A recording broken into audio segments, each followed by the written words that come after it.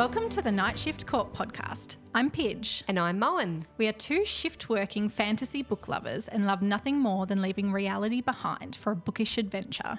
Join us as we go under the mountain to discuss our favourite fantasy fiction tales and the authors behind them.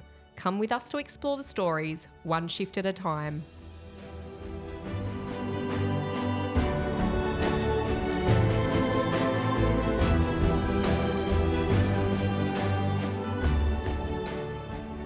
Hi, ladies. Hi. Happy birthday to you. That's all. It's my birthday. It's Mowen's birthday. She's turning 25. Oh, thereabouts. 25 might be believable. Yeah. 21 definitely You don't not. look a day over 19. Thank you very much. You're much appreciated. I love you so much. Yes, I love you too. Yay, happy birthday. By the time this is released, we shall be eating very good Greek food. Yes, well, our booking's at 6. Yes, so we will be there. We will be full. We will. Full as a cook with Yes. Lozzie. Hello. Yes. Hello, Lozzie. Love you. Okay, so this episode is dedicated to a woman called Lauren Tuxford. Yes. She's an author. Yes. I love it when authors communicate with us online. I love it. Me too. Yeah. So we thought that we would dedicate this episode to her and her series called The Nightfall series, which is a dark fantasy tale, magic, secrets, lies, and love. Sold. Yeah. Sold. Yeah. It's right up the alley. Yeah, so it looks like there's 4 books in the series thus far. The first one is called Nightfall in the Forest of Betrayal. And I must say, the cover looks intriguing. Yeah. There's a young man on there. He looks like he would be the, main male character.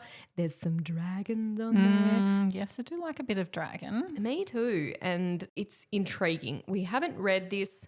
We are adding it to the TBR, which honestly, it's the new year and the TBR is as long as my will to live. Really short? No, the first of the we're recording this on the 2nd of January, right? I'm still optimistic about 2025 at this point. We've got time. We do. We've got time. We do. So thanks, Lauren, for communicating with us, for liking our posts, and we hope that we can bring some attention to your wonderful world of books. And we're really keen to add your books to our TBR this year. Thanks, Lauren. All right, let's get into it. So this is episode 51 and we're talking through chapters 16 to 20 of Court of Silver Flames. Ooh. And we're starting out strong because Cassian needs to finish himself 3 times just to sleep that night. Honestly. Is he like Reese and needs no downtime? Yeah, it's a Fae thing. Okay. So it's the Fae. Yeah, so he's one after the other. Cool. Yeah.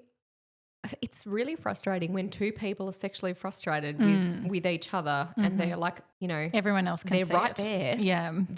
You can just fuck, guys. Yeah. Okay. You could. I'll give you permission. Yeah. Okay. Yeah. So anyway, once he's finished, he's for a millionth time, he heads down to have some breakfast to replenish some calories because he's burnt them all, I reckon. He's spent. Isn't he? In every aspect. Absolutely. Now, to break the awkward tension at the table in the morning, because he feels like it's very obvious what it is that he's been doing because he said so as much to her face. Exactly. And so he says, "Oh, what's your book about?" And she's like, "Oh, it's a romance."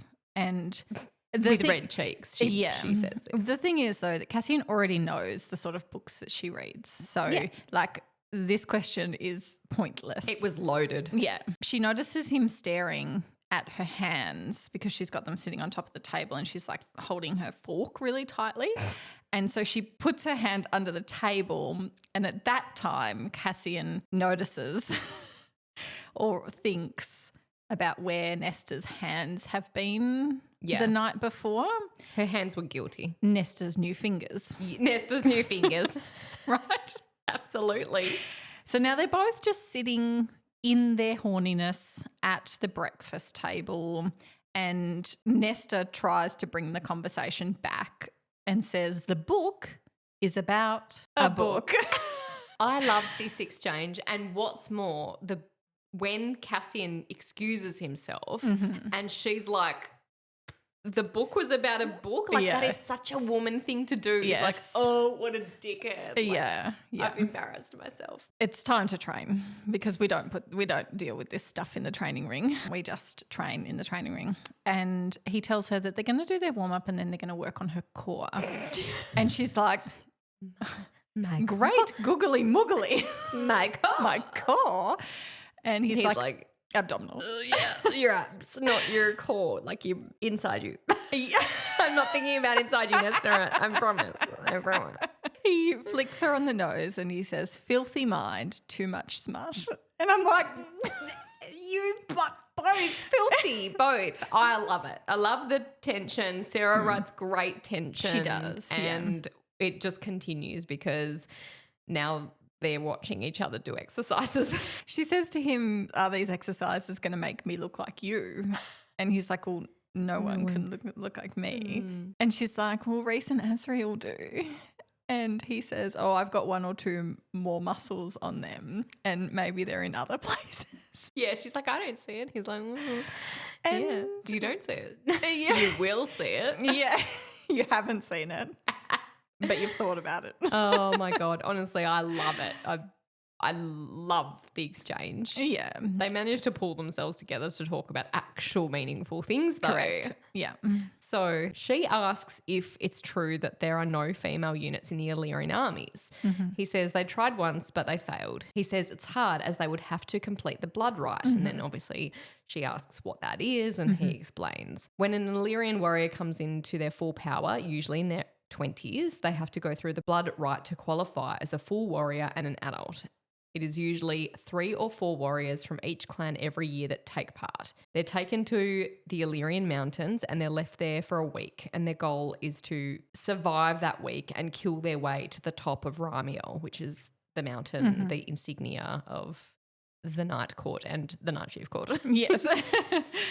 So it's the sacred mountain and it's the symbol of the Night Court, and it takes place when 3 stars shine above it for 1 week out of the year. And the stars are called Arctos, Corinth and Orestes, and they are dumped into the wilds without their powers and just their clothes. They're basically drugged and thrown in unconscious, and they have no idea, and they usually separate the people that are from the same kind of clans. It's giving Hunger Games. It is exactly giving Hunger Games. So once you're drugged and you're chucked there, you have to take part. You can't just leave. And if anyone breaks into the rite to save you, then the law declares that you're both hunted down and killed. So the person who's in there who's requested saving, or even if they haven't requested it, and the person who's saving them, they're both executed. And not even Rhys is exempt from such a law. Exactly. I found it really interesting that they talked about that Illyrians don't generally have magic. So that's not normal for them. Yeah. And that they only possess magic on one night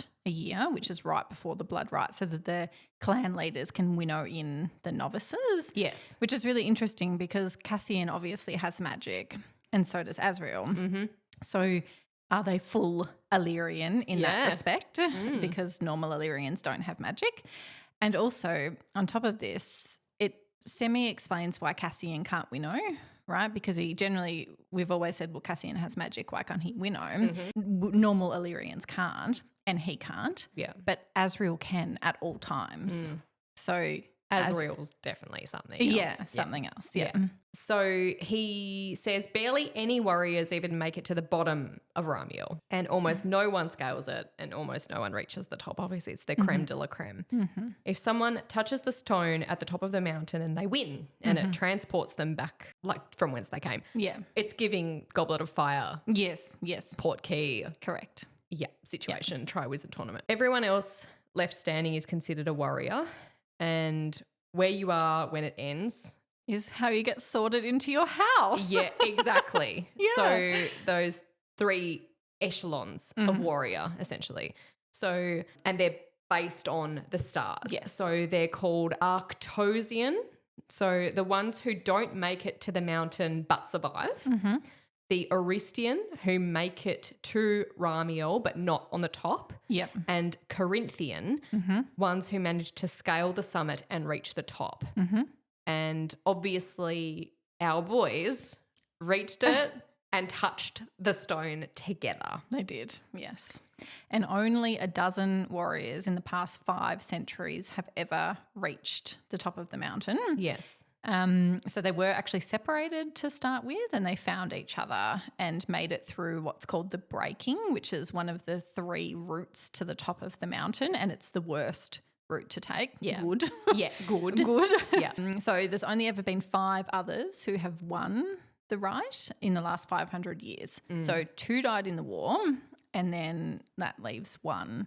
And this is a nice little Easter egg from Sarah, who was the last one. If these 3 touched it, the other 2 died. Yeah. Who is it? No females will be considered a warrior if they don't take part in it, obviously. Yeah. So that's why the progress for Illyrian legions are slow, and they used to kill females who touched weapons, and now they just decontaminate them. Yeah.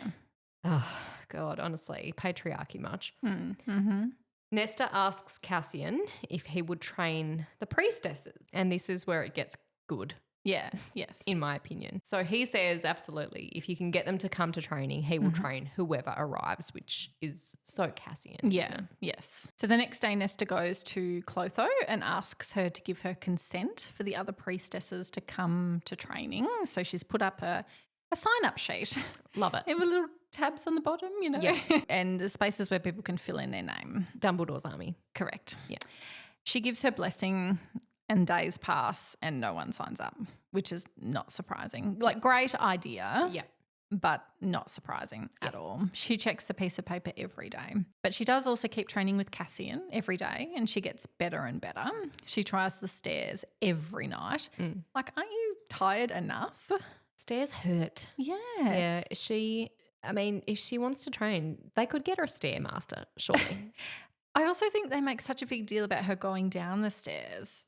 But remembering walking up the stairs, like imagine going downstairs till you're so exhausted and then you have to walk back up them. You'd want to do it the other way around, wouldn't you? You would. Yeah. Yes.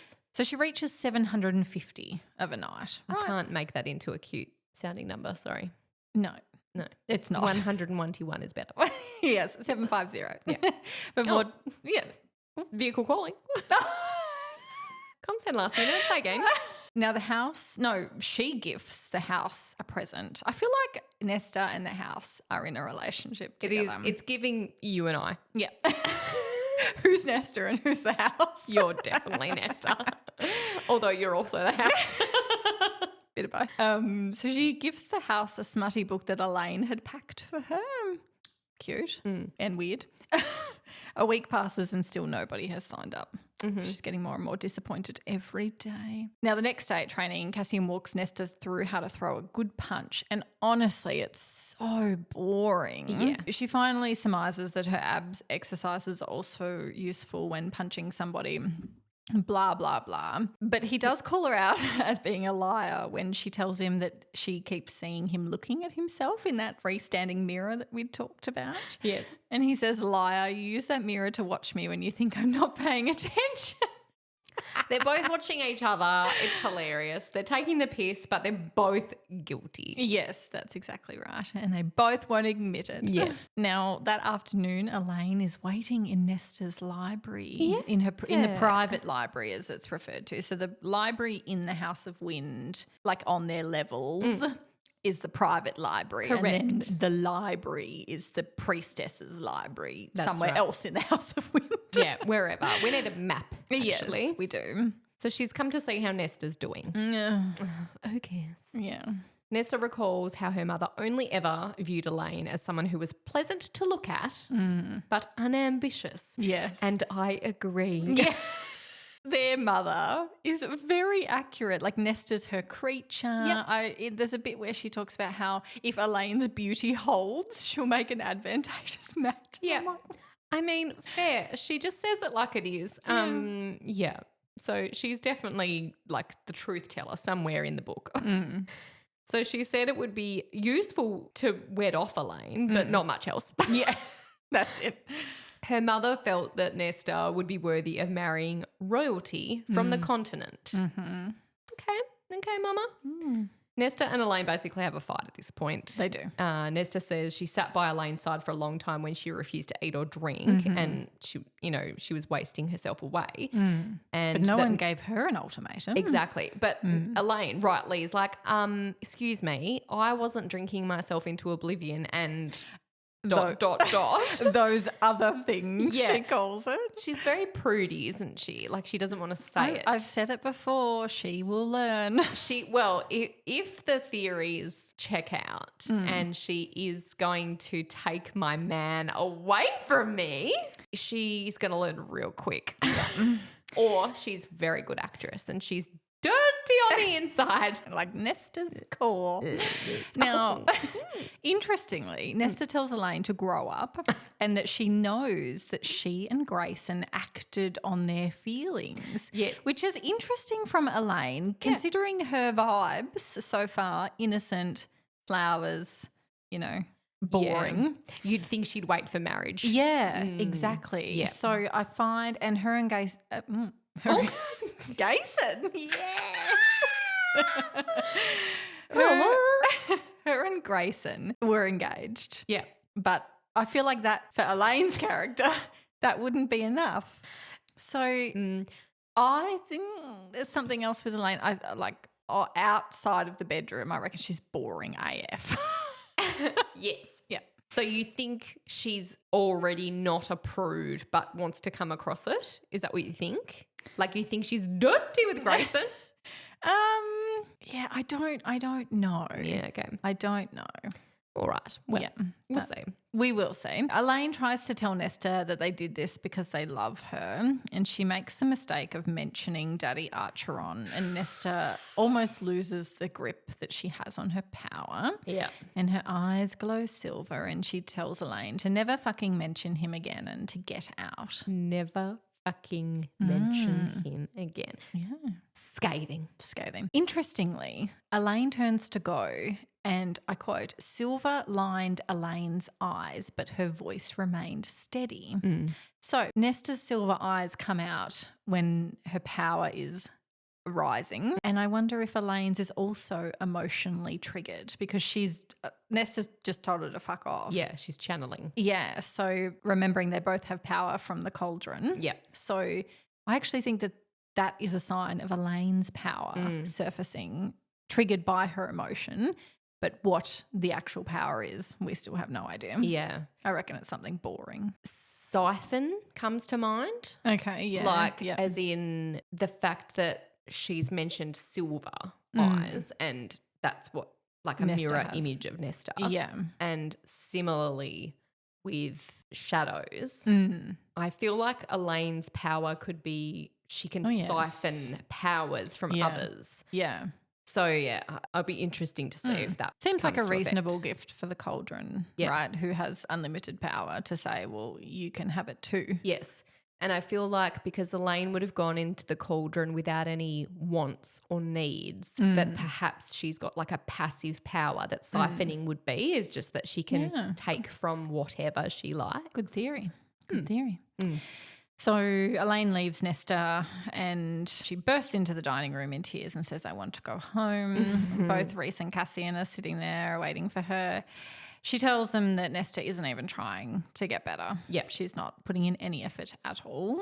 And they agree that any further visits will be consented by Nesta before, rather than just springing it upon her like they did today. Cassian sees Reese take off the balcony with Elaine and he takes her the scenic route home. I'm sure she just wants to go the fuck home. Yeah. Anyway, bless you. Bless you, Reese. He's trying to make amends for what's to come. Cassian now storms down to Nesta's room to see what the hell actually happened. And he accuses Nesta of doing something to Elaine. Yeah. What did you do to Elaine? And Nesta's like, of course you'd assume that I'm the one that's at fault, always defending sweet, innocent Elaine, which is so true, right? Yeah. Very true. Yeah, it is. I would be pissed. Yeah. Cassian should know better at this point. He should, yeah. He notices how freezing cold it is in the room and so he asks for fire and she says no fire and they have this little, back and forward. He sees her go rigid with fear, similar to how she did at Reese's mother's house at Windhaven when the fire was on, but doesn't put much, more effort into it. She storms out and, again, he follows her and demands to know where she's going. Like she can go anywhere else, Cassie. Yes, she's going to the steps, mate. Like that's where every which time she's angry, she's either going to the library or going to the steps. Yeah, or going to her room. Which you've just ousted her from because you put the fire on because she don't like that. Yes.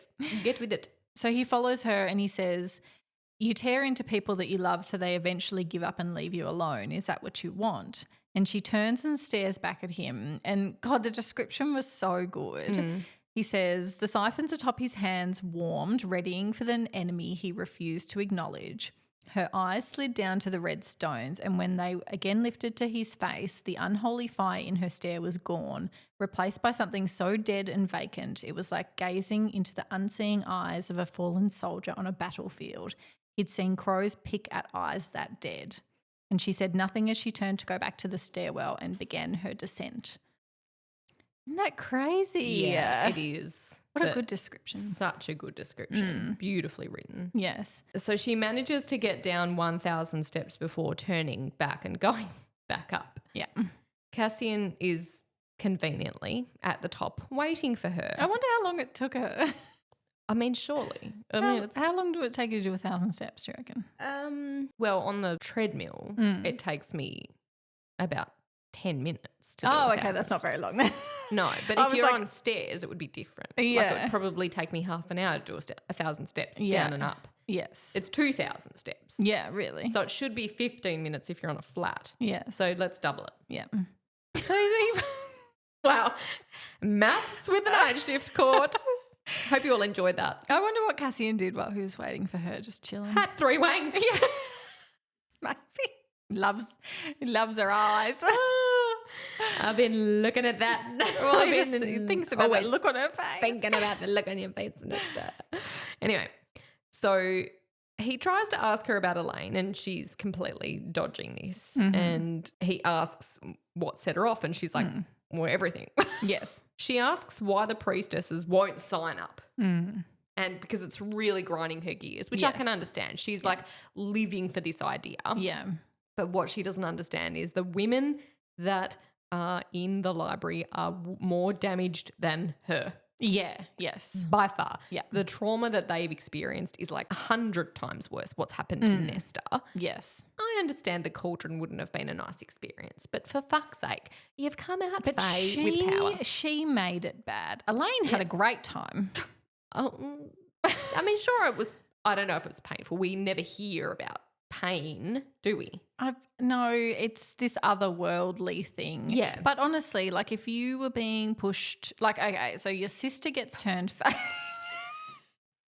I am diving in that motherfucker. Imagine I turned up at your house, Fae, with one very attractive male standing behind me, shadowing like, my every move. Take me with you. And I tried to say to you, look, babes, something awful's happening. I need your help. And then you're like, all right, I reluctantly agree because I've just built this beautiful brand new house and I don't want it to be ruined through war, but I will agree. And then poof, 2 more attractive men pop up. Yeah. And then imagine if I was like, you can be us too. Yeah. Join us. Would you say Where do no? I sign? Like, I know that they hated Faye to begin with, but then their sister turns up Faye. They meet some more hotties and I don't see what the problem is. exactly. Yeah. Like, they're not as bad as you thought they were. Get over it. Move on. Now you're Faye. Now you're excellent. You're hot. You're trim. You're fit, immortal. You're nimble. Just do it. Just do a bit. Just do it. Shush. Shush, Nesta. So he tries to reassure her that, it all takes time, right? That they're going to do it. They're going to sign up, but not yet. And then he tries to talk to her about Feyre's special journey that she went on, as in her months of being anorexic and, finding herself again and blah, blah, blah. But Nesta is not interested in hearing about Feyre because she's still very mad at her. So Cassian instead tells her his special story and about how when he was old enough, he went back to the Illyrian camp and basically tortured and killed everybody that wouldn't give him any information on what happened to his mum. Yeah. Good. Deserved it. He says to her, whatever you need to throw at me, I can take it. I won't break. And she says, but you don't understand. I'm not like you and the others. And he says, it's never bothered me one bit. She taunts him by saying that, well, it bothers Rhysand. And somehow they end up kissing. Yeah. And theory. Roger. That we talked about last episode, that we didn't talk about last episode. Yes. So Rhys is a trigger for Cassian's sex drive. Right? She mentions Rhys.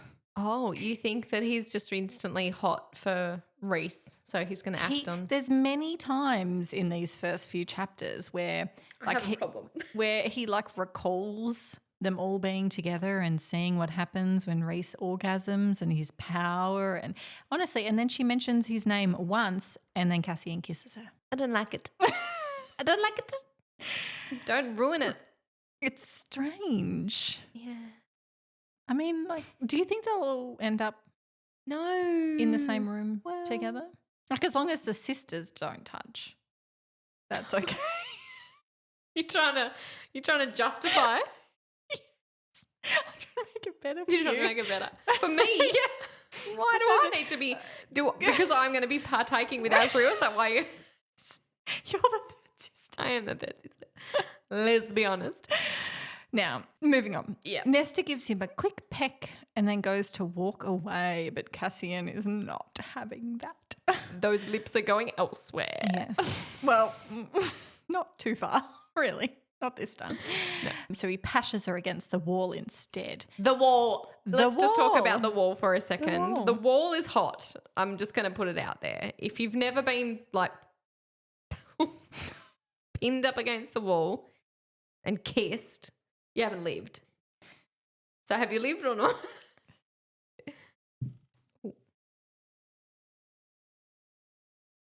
I've lived.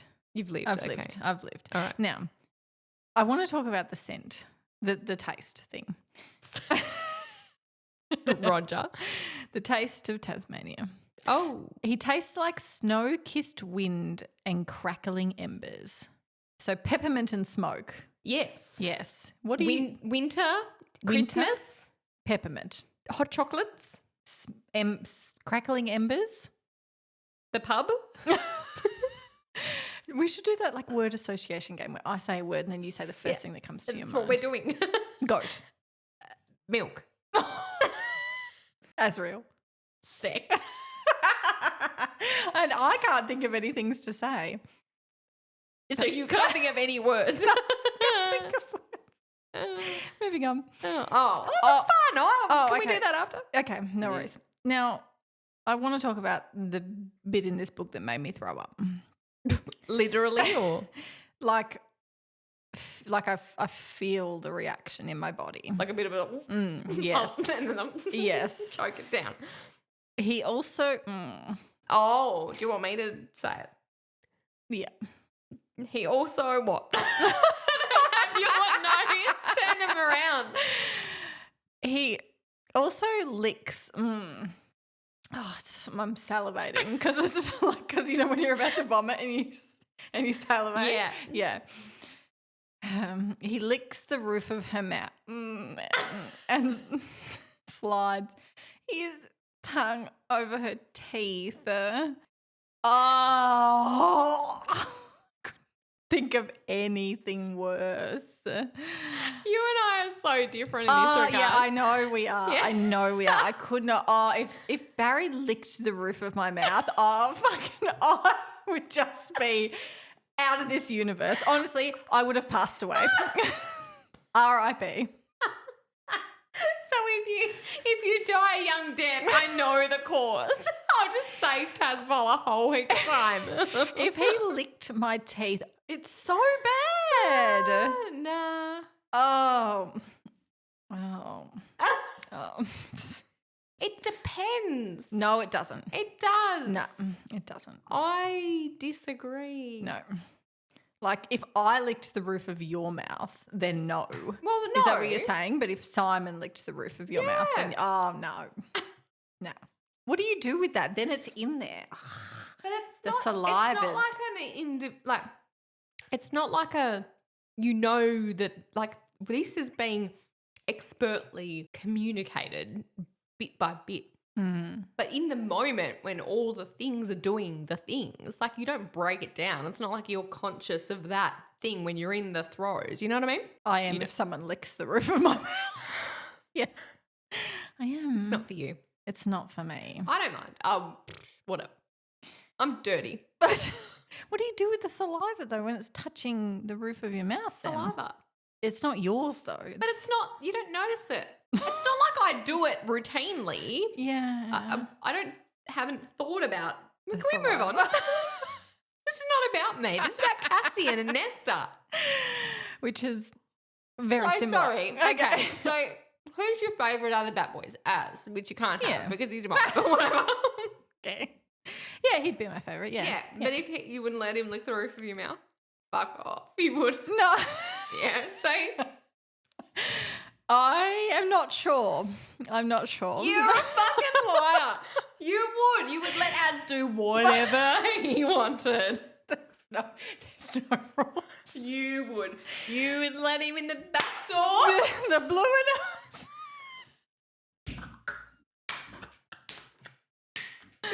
You would let him do whatever he wanted. I'd like you to- would I'd like it. I would like to talk about another part of this interaction now. Oh. Now, it's quite obvious based on the description in this scene that Nesta isn't wearing any underwear. And that bothers me because she's wearing leather. And that is how you get thrush. And also Ross Gellar comes to mind. Oh, yes. The sweaty face. With the flour and then the lotion and then he can't get them back on. Yes. He's fucked. He's in someone else's bathroom. Yeah. Trying to look cool in Yeah. leathers. No. No. And so she would go back to her room all hot and bothered and not be able to take off her leather pants. She would. She would. They would be stuck. She'd fall out the window. Yeah. To her death. To her death. Down the stairs. Yes. Down the stairs to her death. Now, Nesta rubs him to completion through his pants. The way you said that was so benign. You're like, now Nesta rubs him to completion through his pants. And I mean, it's not hard with how randy he's been. So, I mean, she's not wrong when she says, quick off the mark, right? She's Probably not his best performance. She says it to hurt him, though. I know, but and it's that's true. not okay because that's emasculating, and we don't do that at the night shift court. True. But Or do we? no, we don't. Okay.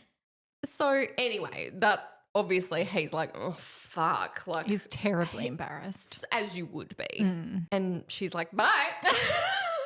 He does. I'm going to go and try and remove my pants for the next 3 hours. Yeah, she's stuck.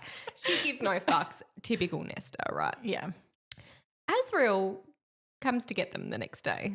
he does. Both of them are needed at Feyre and Reese's river house. Yes, the Riverside House. The Yes. Riverside house. Azrael, speaking of Azrael, he's been watching Briellen for the last few weeks and he knows what her next steps are and he's ready to tell everyone. Yes. The other queens have fled from Briellen and Beren visited her and pledged his forces. He did. What yes. a cunt. Yes. Yeah, we knew he was a cunt though, Yeah. to be fair.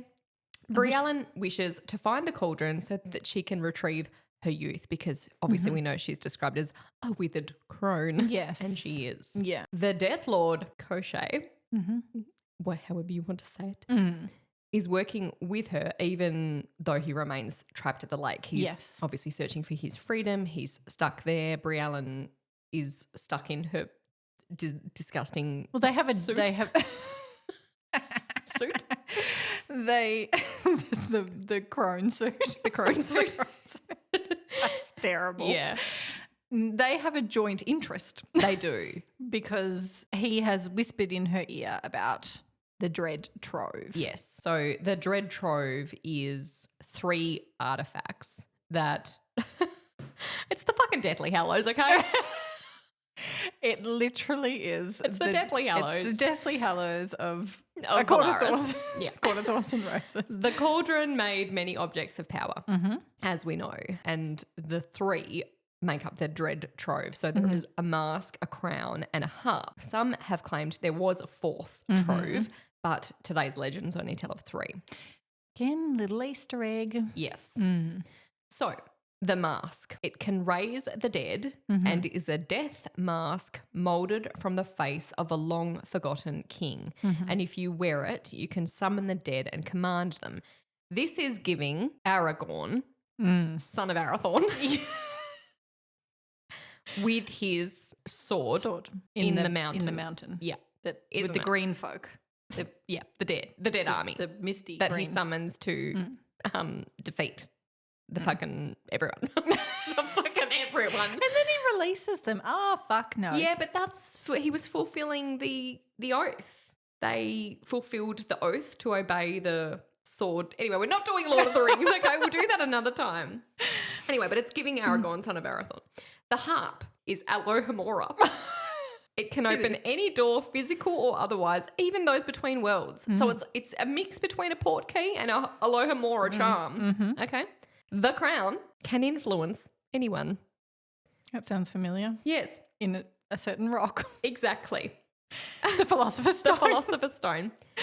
Even pierce through the mightiest of mental shields, but you have to do it in close proximity to it to initially gain control over you. So you have to be within. You have to possess the Philosopher's Stone. Okay. Yeah. You know? All three of them. Yes. You have to get past Fluffy. Yes, you and do. Get And the stone. chest. Yes. Yeah. And The wings. The keys. no. And the Devil snare. devil snare. Yeah. It's deadly fun, but something with the sun. With the dice, something like that. Forgotten. So the idea is that if she finds these three items, they will lead her to the cauldron because the cauldron made them. Yes. So Koshi. So Kashay. Kostche. can you just say it the right way so that I can say it? Well, it's Kostche. So Koshe. All right, the Death Lord in the lake. Yeah. The Wet Lord. Yeah. Tells her. K-Dog. K-Dog. K-Dog. Tells her to find these three things, Yeah. and then she can find the cauldron and then release herself and him. And that sounds dirtier than I expected it to. Because you've been talking about Cassian's release. She can take off her suit. He can come out. It's all very perverted, really. Yeah, it's filth. Feyre asked Nesta what happened in the cauldron.